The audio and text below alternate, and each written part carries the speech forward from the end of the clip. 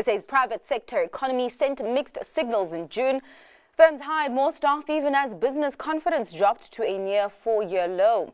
That's according to the latest S&P Global PMI, which dipped to 50.1 from 50.8 in May. Output declined for the first time in 3 months, reversing May's strong gains, and weak demand weighed on new orders, especially in the export market. Confidence, meanwhile, took a knock as firms flagged rising policy uncertainty at home and globally. Still, there were bright spots. Employment rose at its fastest pace in over a year, mainly in the services sector, and firms continued stocking up despite softer demand. Reinet addressed the rumour mill. The investment groups confirmed that it's been approached by Athora Holding and is in advanced talks relating to the potential disposal of its interest in the Pension Insurance Corporation. Reinet owns an indirect stake of 49.5% in the group, and it says the proposed deal values that company at around £5.7 billion. It's added that a further announcement would be made in due course. Invicta, meanwhile, has stepped up its offshore push. The firm chaired by Christo Visa has established an engineering startup in the US. That's part of a drive to generate 50% of its earnings outside South Africa within the next year. In the group's latest annual report, Visa says structural challenges, including unreliable energy supply, infrastructure deficits, and regulatory inefficiencies, remain pressing. He's also commented that the proposed VAT hike controversy, which resulted in a fallout between members of SA's coalition government and saw the national budget being delayed twice, further weighed on investor sentiment. And that's made offshore investments even more attractive. A Gautrain strike could be on the cards. The National Union of Metal Workers of SA has warned it will shut down services unless Bombela Operating Company tables a better wage offer.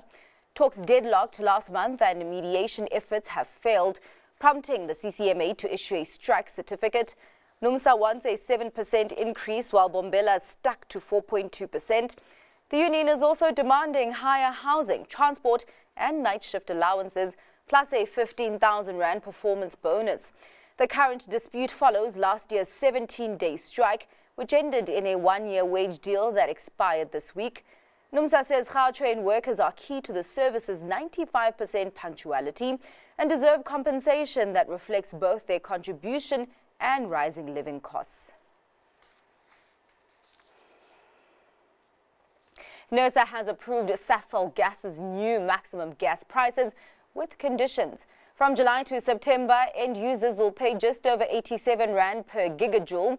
Third-party traders and resellers will pay slightly lower 82 Rand 69 cents, with a 5% discount added for resellers to boost competition.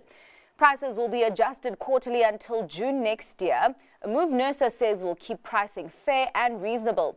The regulator has, however, rejected several cost recovery requests from Sasol Gas, including an attempt to recover nearly 2 Rand per gigajoule for past pricing shortfalls. This decision comes as South Africa's piped gas market faces ongoing challenges, with supply constraints pushing up prices and raising questions about compliance and pricing stability. Further afield, U.S. President Donald Trump revealed a trade deal with Vietnam, slashing tariffs on Vietnamese exports to 20%, while allowing U.S. goods to enter Vietnam tariff-free. Here's more detail in this report. It could spell relief for companies like Nike. Donald Trump says he will put 20% tariffs on Vietnam's exports to the US. That was lower than expected, meaning it may be good news for firms like the sportswear giant, which makes many of its goods in the country. Trump announced the news in a social media post, and it comes just days before his July 9th deadline for countries to strike trade deals.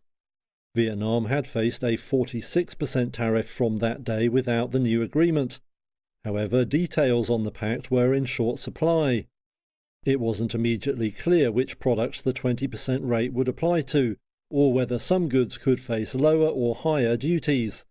The Vietnamese government offered no such details in a statement celebrating what it called a trade framework. But it said it would commit to providing preferential access for US goods in return, including for large-engined cars. Under the deal, transshipments from third countries through Vietnam will still face a 40% levy. That's aimed at products largely made in China, but then labelled as made in Vietnam. But one trade expert told Reuters that transshipping was an ill-defined term, subject to a lot of interpretation.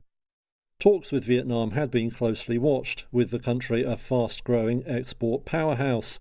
Since 2018, its shipments to the US have nearly trebled, from less than $50 billion that year to $137 billion in 2024. By contrast, US exports to the country have risen only 30% over the same period. Attention now turns to other possible deals. Trump has said he's optimistic about agreement with India, but expressed doubts over any deal with Japan. And growth in the Eurozone's dominant services industry resumed in June after a slight contraction in May. The pace and demand remained fragile despite improving business confidence. Let's take a look.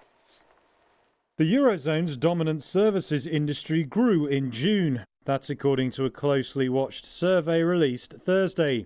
It's a positive update after a brief contraction in May. But the pace of growth was marginal as demand stayed weak despite improving business confidence. The Eurozone Services Purchasing Managers Index, or PMI, rose to 50.5 in June from 49.7 the month before. PMI readings above 50 indicate growth in activity, while those below point to a contraction. The composite PMI, which includes manufacturing and services, edged up to 50.6 in June. It marked a 3-month high but still showed only modest growth. While overall new business declined for a 13th consecutive month, the rate of contraction eased to just fractional levels. Services companies also continued hiring for the 4th straight month. Ireland led the growth rankings for the 4th consecutive month among the Eurozone's top economies. Spain overtook Italy for 2nd place and Germany returned to expansion. France was the only major economy in contraction as it fell for the 10th straight month. Lastly, Xiaomi CEO announced plans to start selling electric vehicles outside China from 2027 as the company looks to expand its global footprint in the EV sector. Let's take a look for more detail. Xiaomi won't consider selling its EVs outside China before 2027. That was according to Chief Executive Lei Jun in a live stream. He says the company has to focus on domestic orders for its 2 models. Until recently better known as a smartphone maker, the Chinese firm has launched its first 2 electric cars over little more than a year, and it's struggling to keep up with demand. The YU7 SUV launched last week saw about 240,000 orders in its first 18 hours on sale. Now Xiaomi is telling buyers they will have to wait over a year to get their car.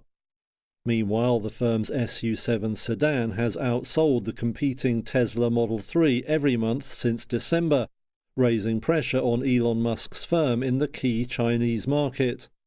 Many commentators asked Lei about the long wait times for customers during the live stream. However, he offered few clues, saying only that Xiaomi would strive to ramp up capacity. A Reuters review of one consumer complaint site showed hundreds of customers have demanded refunds, saying they were not told of the long wait times when placing orders. Xiaomi plans new factories on 2 plots of land near its Beijing plant to help meet demand.